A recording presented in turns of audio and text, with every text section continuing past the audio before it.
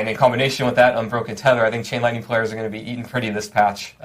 We're also increasing the bonuses of Chain Lightning that you get when that proc happens. So lots of Chain Lightning bounces. They give you lots of things. Should be really fun. We're also putting a new legendary into the game. This is the Mage Lord's aspect. This one makes your Veer's Mastery Key passive, the damage reduction there, be increased by quite a bit so that you can survive when you're in that melee range. And let me see here. Some Snow Veiled aspect is getting a pretty big generic buff, where before it just gave you Unstoppable when you used Frost Armor.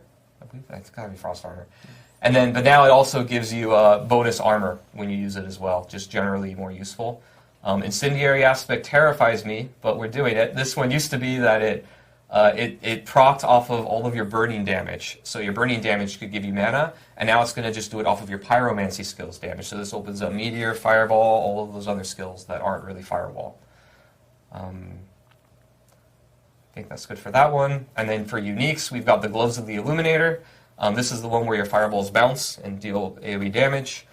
Before, when you got this, it was kind of in a very weird place where the bounces could do it pretty often in such a way where you'd only hit an enemy once with a bounce. And we have to put this damage penalty on it because, you can hit enemies multiple times with it, and it's AoE, and gives you a bunch of procs of all of your stuff, so it's really, really strong. But because you could only hit an enemy once, a lot of times this was just a damage nerf for your character. Yeah, you'd bounce it one time on the monster, and that was that. And now you got nerfed for getting unique, right? That never feels good. So we reduced the distance that it bounces a little bit, so it should be more easier to consistently hit an enemy twice.